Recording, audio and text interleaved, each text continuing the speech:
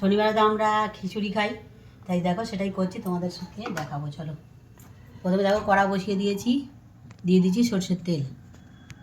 এটা হচ্ছে খিচুড়ির মশলা বানাবো। আর এদিকে দেখো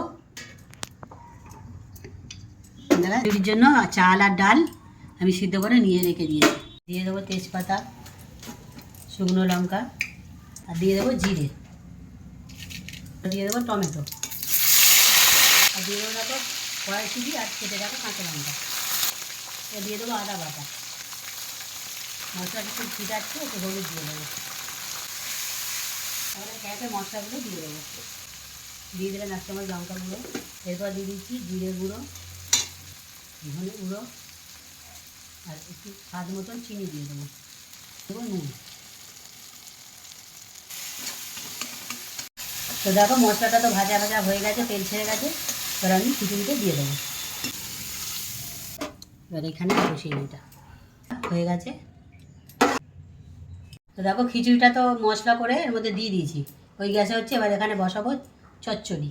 দেখো কড়া গরম হয়ে গেছে, দিয়ে দেবো সরষের তেল। তেলটা গরম হয়ে গেছে, দিয়ে দিচ্ছি তেজপাতা, শুকনো লঙ্কা আর ফোড়ন। দেখো মশলাটা তো ভাজা ভাজা হয়ে গেছে। এবার আমি একে একে সবজিগুলো সব দিয়ে দেবো। প্রথমে দিয়ে দিচ্ছি আলু, আলুর উপরে দিয়ে দেবো আদা। এরপরে দেখো এখানে আমি সবজি কেটে নিয়েছি দিচ্ছি। দেখো মূলো, ফোড়, সিম, এর সঙ্গে দিয়ে দেবো কড়াইশুঁটি আর কেটে রাখা কাঁচা লঙ্কা। এবার সবজিটা একটু ভেজে নিয়েছি, পালং শাকটা কেটে রেখেছিলাম সেটা দিয়ে দেবো। হালকা দিয়ে চাপা দিয়ে দেবো, ওপর থেকে একটু নুন দিয়ে দেবো, চাপা দিয়ে দিলাম। তো দেখো খুলে দেখি কেমন হয়েছে। সবজিগুলো তো সেদ্ধ হয়ে গেছে। এবার আমি একে একে মশলাগুলো দিয়ে দেবো।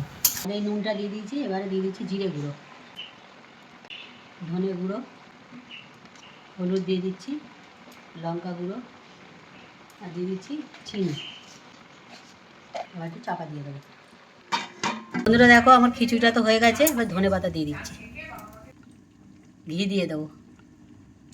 খিচুড়ি তো হয়ে গেছে, নামিয়ে দিয়েছি। ওপর দিয়ে একটু গুঁড়ো মশলা দিয়ে দিচ্ছি। তো দেখো চচ্চড়িটা তোমার হয়ে গেছে। আমি এবার ঘি আর গুঁড়ো মশলা দিয়ে নামিয়ে নেবো। দিয়ে দিলাম ঘি, গুঁড়ো মশলা দিয়ে দিচ্ছি। চচ্চড়িটা তো হয়ে গেছে, এবার নামিয়ে নেবো।